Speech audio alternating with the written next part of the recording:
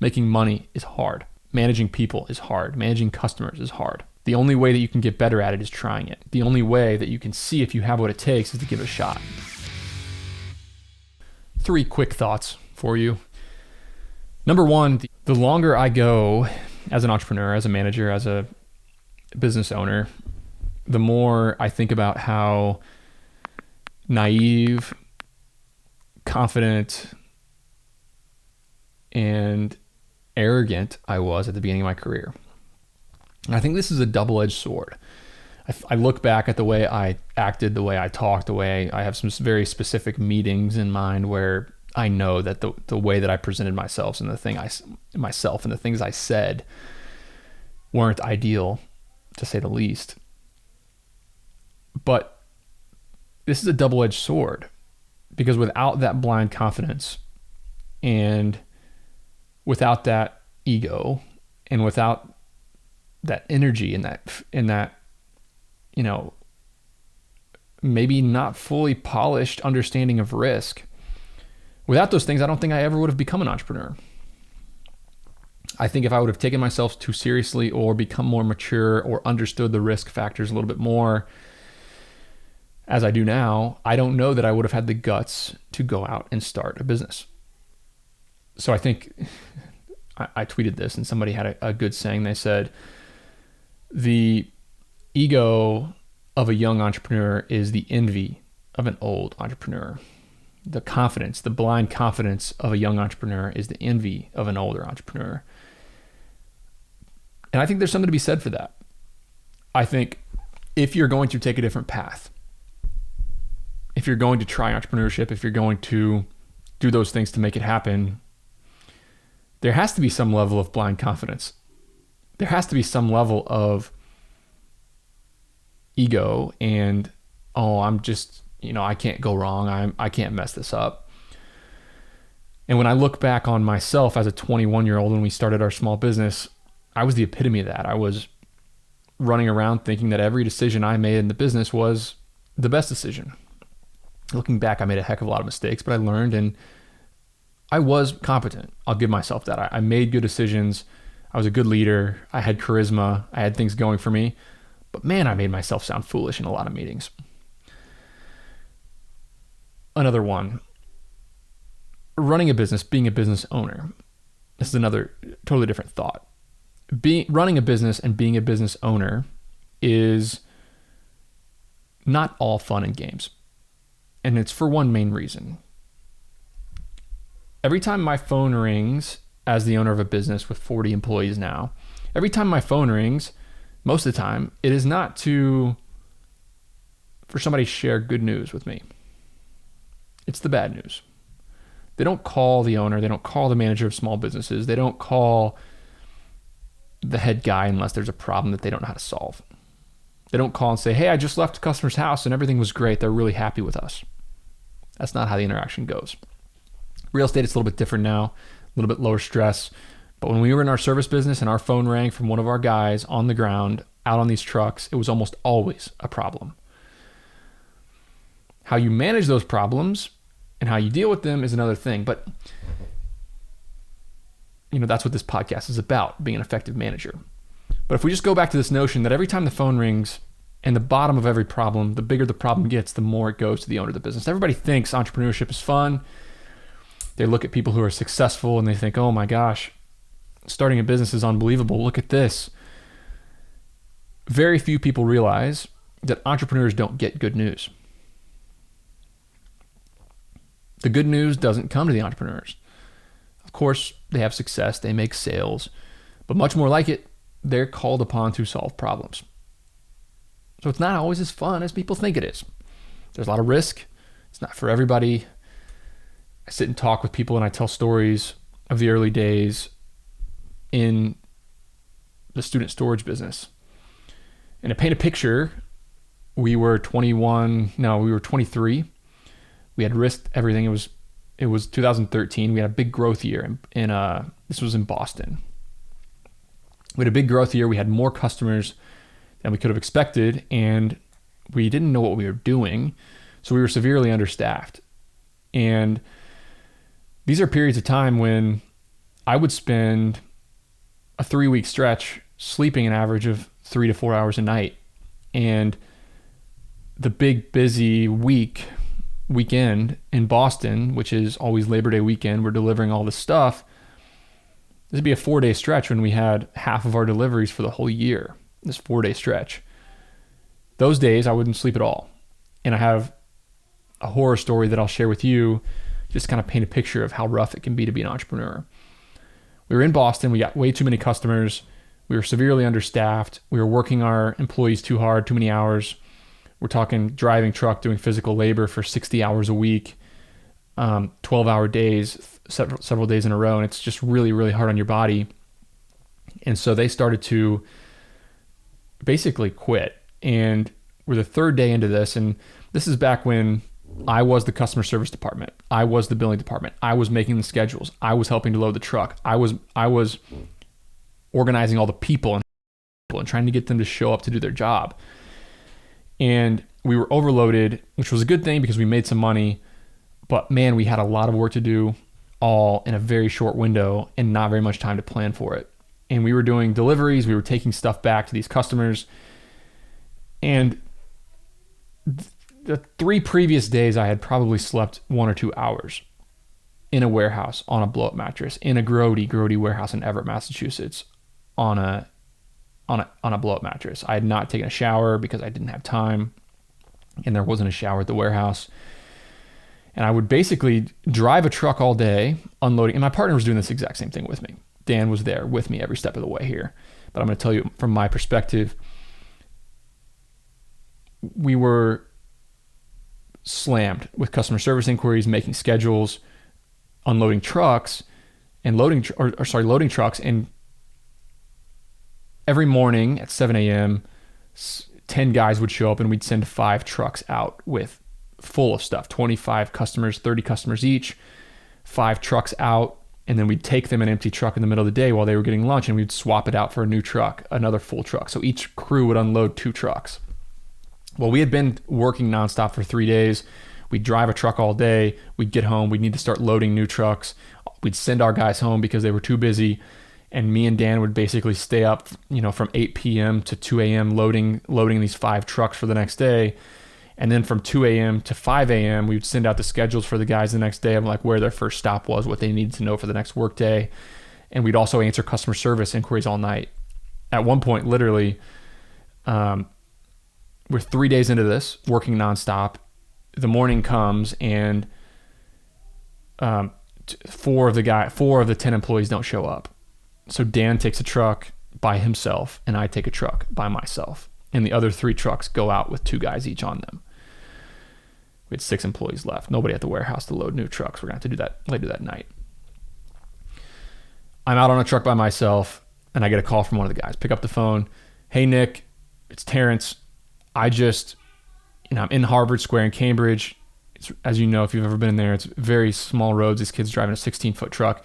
I just sideswiped a car. And the person's screaming at me, I don't know what to do. Send me a picture. And this brand new Mercedes, I just had the whole side of it ripped off. And this is in our truck, the truck that we own. So we're going to have an insurance claim. I'm telling you, $20,000 worth of damage on this Mercedes, rear panel, door, window, front panel, tire problems, everything. He hit it hard. I don't know what he was thinking. So that was stressful as hell. Next call I get is from a guy driving another truck, and they're like, "Hey, Nick, our truck is broken down on the side of the road. I don't know what happened to it. It's not running." And this is still full of stuff. This truck is full of stuff. Turns out, I learned an hour later, he had put gasoline in a diesel truck, which is not easy to do.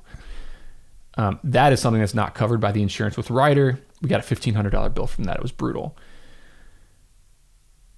Then I get a call from the third person, the only other truck, and basically both guys quit and went home in the middle of the day and left the truck with the keys in it in Brighton, Massachusetts.